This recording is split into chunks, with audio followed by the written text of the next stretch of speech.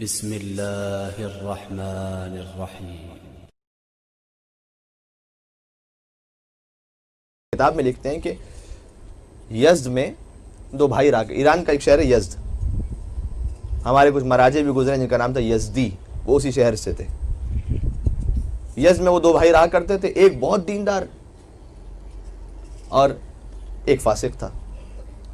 وہاں ایک قافلہ بنا کہ مولا رضا کی زیارت پر جاتے مشہد، تو قافلہ اس زمانے میں اونٹ اور گھوڑے اور اس پہ سفر ہوتا تھا۔ قافلہ تیار ہو گیا تو جو فاسق بھائی تھا اس نے آ کے کہا مجھے بھی ساتھ لے کے چلو۔ کہا جی نہیں۔ انہوں نے کہا نہیں، ہم آپ کو ساتھ نہیں لے سکتے، اس لیے کہ تم زائروں کو اور عزاداروں کو ڈسٹرب کرو گے۔ اس نے کہا نہیں، بہت اصرار کیا تو اس کے باوجود منع کرتے رہے۔ آخر میں اس نے کہا تم مجھے ساتھ نہیں لے کے جاؤ گے، میں خود سے آ جاؤں گا۔ وہ خود سے زبردستی قافلے میں جوائن ہو گیا۔ وہ اپنی سواری پر چل رہا تھا اور حسب عادت اس نے یہ کیا، اگرچہ کہ جب چلا تھا تو بہت وعدے وعید کر کے چلا تھا کہ میں مولا کا زائر بن کے سفر کروں گا، میں کسی زائر کو اذیت نہیں دوں گا، لیکن راستے میں اس کی پرانی عادت کی بنیاد پر پورا قافلہ اس سے پریشان ہو گیا، یہاں تک کچھ لوگوں نے بد دعائیں بھی دی اسے۔ اور پھر ہوا یہ کہ راستے ہی میں اس کی طبیعت خراب ہوئی اور اس کا انتقال ہو گیا۔ اس دیندار بھائی نے غسل و کفن دیا، مشہد کے قریب پہنچ چکے تھے۔ اس نے سوچا کہ غسل کفن نماز جنازہ تو ہو گئی ہے، لیکن میں دفن اسے مشہد میں کر دوں گا۔ مشہد میں لے کے داخل ہوئے، دفن کر دیا مشہد میں۔ کچھ دنوں بعد خواب میں دیکھا بھائی کو۔ ایکسپیکٹڈ یہ تھا کہ بھائی کوئی جہنم میں ہوگا، کہیں عذاب میں ہوگا، کہیں آنکھ کے درمیان ہوگا، دیکھا نہیں جناب بہترین جنت میں۔ دیکھیں، مس انٹرپریٹ نہیں کیجیے گا مجھے بعض باتوں میں، اس لیے کہ بس اوقات لوگ آدھا واقعہ لیتے ہیں اور آدھا چھوڑ دیتے ہیں۔ یعنی نماز کی اہمیت، روزے کی اہمیت، حج کی اہمیت، خمس کی اہمیت، یہ سب اپنے مقام پر، یہ وہ ہیں کہ جو اسلام کے ستون ہیں، اس میں کوئی شک نہیں۔ لیکن ان سب چیزوں کو جن شرط کی بنیاد پر قبول ہونا ہے، وہ شرط کیا ہے؟ اور اس کی جانب میں نشاندہی کر رہا ہوں، ورنہ یہ سب چیزیں ہیں۔ 8ویں امام کی حدیث ہے کہ دیکھو، ہماری محبت پر بھروسہ کرتے ہوئے عمل کو نہ چھوڑنا، اور عمل پر بھروسہ کرتے ہوئے ہماری محبت کو نہ چھوڑنا، اس لیے کہ یہ دونوں ایک دوسرے کے بغیر قبول نہیں ہونے والے۔ اب اس نے دیکھا جنت میں، وجہ کیا تھی؟ ان مجلسوں میں کسے واسطہ دینا ہے؟ غور فرمائیے ذرا۔ اس نے کہا بھائی تم تو شاید عذاب میں ہونے چاہیے، یہ کیوں تم جنت میں ہو؟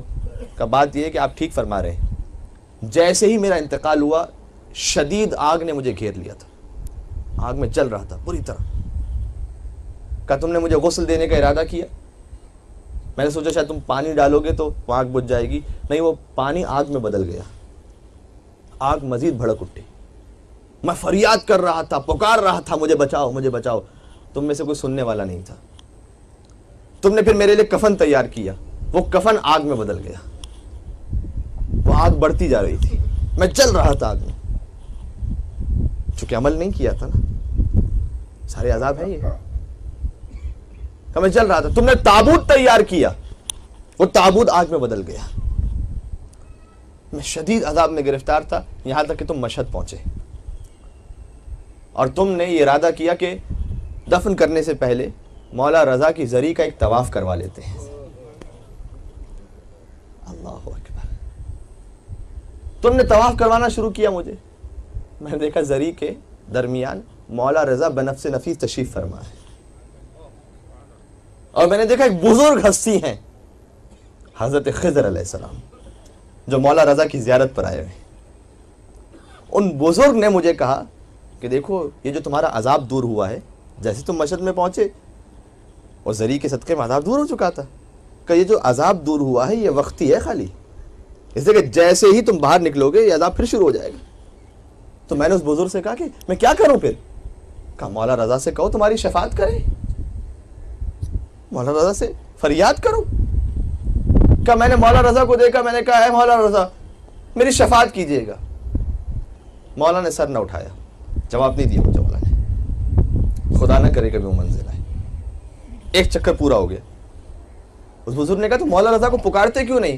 میں نے کہا میں پکارتا ہوں، مولا جواب نہیں دیتے۔ کب پھر پکار کے دیکھو، میں نے پھر پکارا، مولا رضا میری مدد کیجیے، مولا نے جواب نہیں دیا۔ تیسرا چکر ہوا، اس بزرگ نے کہا کہ دیکھو، میں نے اس سے کہا کہ میں مولا کو پکارتا ہوں، مولا جواب نہیں دیتے۔ بزرگ جواب دیتے ہیں کہ دیکھو ایک طریقہ ہے، یہ جو مولا رضا ہے نا، انہیں اپنی ماں فاطمہ زہرا سے بہت عقیدت ہے۔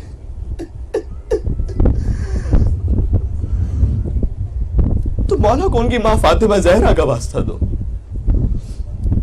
میں نے جیسے مولا سے کہا اے مولا رضا، آپ کو آپ کی ماں فاطمہ زہرا کا واسطہ، وہ شخص کہتا ہے کہ مولا نے اپنی نگاہیں بلند کی، میں نے دیکھا مولا کی آنکھیں سرخ تھی اور آنکھوں سے آنسو جاری تھی۔ مجھے دیکھ کر کہتے اے شخص، تو شفاعت کے قابل نہیں تھا، لیکن میں کیا کروں، تو نے مجھے میری ماں کا واسطہ دے دیا۔ مولا نے ہاتھوں کو بلند کیا، کہا اے خدا، تجھے میری ماں فاطمہ زہرا کا واسطہ، اس کی شفاعت کر دے۔